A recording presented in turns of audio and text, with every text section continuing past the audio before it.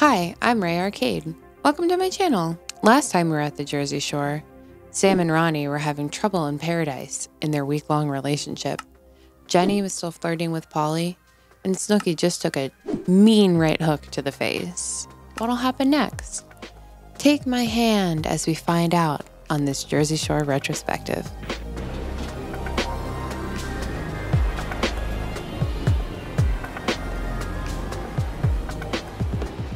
Today, we are covering Season 1, Episode 5, called Just Another Day at the Shore, and it premiered on December 31st, 2009. Let's get into it. The episode opens immediately where we left off, with Snooki having been punched in the face by Brad Farrow, and she's laying on the floor, and she's crying, and it looks pretty traumatic. Later on in life, Snooki would say she didn't really think about Brad that much after the incident, and that she forgives him. In an interview with In Touch magazine, she said, in response to them asking her what she would say to Brad if she saw him again, she'd say, "Hey, that hurt." She also said that she knows bars can invite that sort of thing, so she noticed that he was blacked out and she forgives him, but she would say, "I forgive you, but that really hurt." We love Snooki. And the boys are like running all up and down the boardwalk trying to hunt down Brad's friends because Brad got immediately scooped up by the police, but they're trying to get some revenge for Snooki, and they're beating their chests and kicking awnings and stuff, just want to take their anger out on somebody. What the I can't say the girl, bro? Stop. I never seen that in my life. A guy's gonna punch a female in the face. Go home, bro. Go home. Go home, bro. Dude, you hit a girl? I've never even seen that before. Girl. Like, we were just running around, like, looking for his friends, trying to just, like, take out our anger on somebody.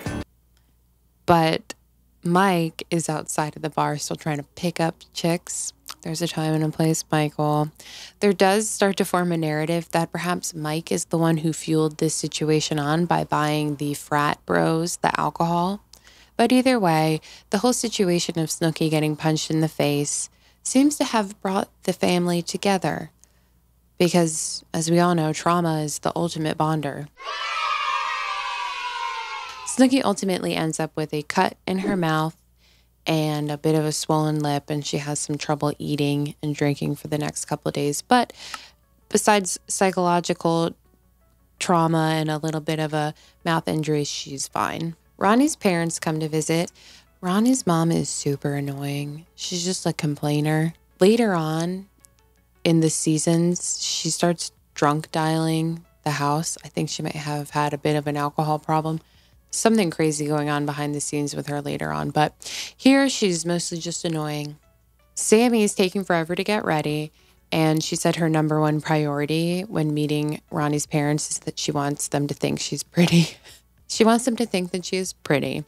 And I wish I could critique this and criticize her, but been there. Who doesn't want your significant other's parents to think you're a cutie patootie? They all walk on the boardwalk, spend some time playing boardwalk games. I really miss the boardwalk. Brad is released from jail on bail, and Snooki gets a call saying so. She looks stressed and sad. Poor Snooki. Pauly D gets on the phone with Carmine, the owner of Karma, to get a DJing gig. Miike is making a surf and turf meal with the boys, and they have the live lobsters. And, you know, if you are making surf and turf, sometimes you buy the live lobster and you dunk it in the boiling water to kill it. Snooki says, "That's why I don't eat freaking lobster or anything like that. Because they're alive when you kill it. Like, that's disgusting." I'm going to stand up for my girl Snooki here. It's very clear what she means is if you're buying a live lobster at a store to bring home, you have to kill it in your home to eat it. I think she just didn't articulate it very well, but people like to clown on her for that line. I mean, trust me, Snooki's really stupid sometimes, but I get what she's trying to say. This is when the girls also start to establish themselves as kind of useless. They don't do a lot of cooking or cleaning. But let me ask you something. Miike makes this gigantic meal, and Sammi refuses to clean up his plate. I personally grew up in New Jersey in a household that we did do a lot of family gatherings and meals. And it was always my aunt or my grandma. They would cook this giant meal and they'd be on their feet all day. And we'd enjoy the food. But at the end of the night, you help clean up. You go, hey, grandma, hey, aunt, hey, whoever made this big meal, how can I help? And that's when you do the dishes. It seems fair, right? I think that Miike is an Italian guy, and that's very traditional Italian. And that's how you show love. It's like, I cook this meal for you, you know? But at the end of the night, you help show your love by cleaning up. I think Sammy's being a spoiled brat. What do you think? You know what? You were excluded from dinner then. From now on, you were excluded from the surf and turf night. You were excluded from ravioli night. You were excluded from chicken cutlet night. The gang gets on a boat and they go to a place called F-Cove, which is basically a party boat flotilla. And it sounds like a nightmare. There's two things I hate, and it's being in direct sunlight and open water. If I can't see to the bottom, if it's 3 feet and more than 3 feet outside and I can't see it to the bottom of this body of water, it's not for me, okay? We grew appendages. We got out. Why do you want to go back into the water? There's nothing good in there. As Megan Thee Stallion calls it, monster soup. I will not get in the ocean no more. I'm done. It is monster soup. Why? Who would want to get in the ocean? Wow. This is where all the monsters reside. This is where the aliens is at. They think the aliens is up. Them is down. It's monster soup. Ronnie's pretty miserable and he decides he wants to go, which means everybody has to go. And he cock blocks Snooki in a very disrespectful way. He walks up to her and grabs her and jumps off a boat with her in his arms as she's talking to a guy. Like, get your hands off of her, you fucking weirdo. I'm tired. Like, I want to get the out of here, so let's get out of here. I couldn't believe Ronnie threw me in the freaking lake like that. This is a bit of a tangent here, so bear with me. A tangent that nobody probably cares about, but I'm a nerd about it. There's a song playing over Snooki looking sad on the way back because she got cock-blocked, and it's by a band called Mike Snow, which is one of my favorite bands from my early 20s. They're really fun. Two of the guys from Mike Snow, their Swedish band, made the song Toxic by Britney Spears. They won a Grammy for it, which I think is Britney Spears' best song. So it's just really jarring to see a song from a band that I like a lot on Jersey Shore. Fun fact. Some girls come over to hang out with the boys. Pauly says they're smart and not whores. And Vinny says that some girls come over and they get wild, where others come over and they're like real girls. You have to treat them respectfully. Treat them like they're real human beings. I have a lot of issues with this, obviously.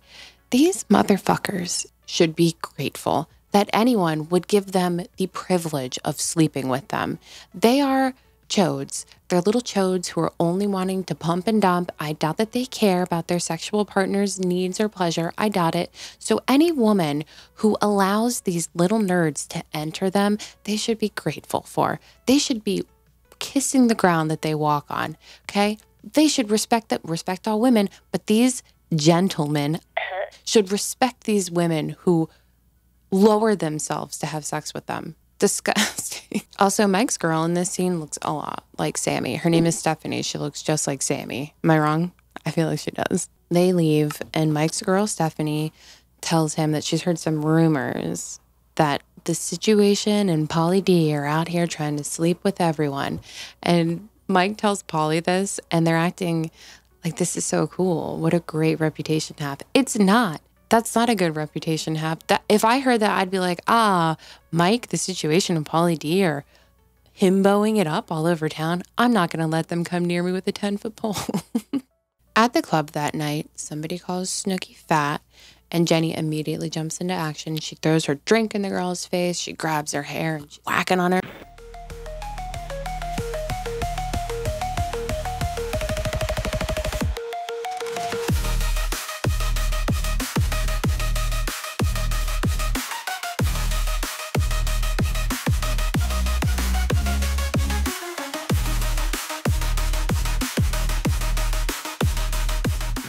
I saw some advice recently. So if you're going to get into a fight and you don't want your hair pulled, just lean back.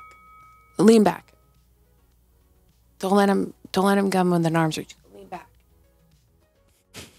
And I will say, as inconsistent as Jenni is with her relationships, she's a good friend. She's a ride or die. I think everybody needs a friend like Jenni, and everybody should be a friend like Jenni. Be there for your girls. If somebody calls them fat, kick a bitch. Fuck her up. JWoww's outfit also superb. It is so of its time. I have noticed a lot of style from Jersey Shore's making its way back around. And just as a warning out there to all you thinking about getting some low-rise hip huggers, the low-rise skinny jean to eating disorder pipeline is a straight path. So stay safe out there. Pauly is at the table in the house. He's got all of his DJ equipment out. He's preparing for the show he's going to do. And I think it's really cute how excited Pauly is about DJing.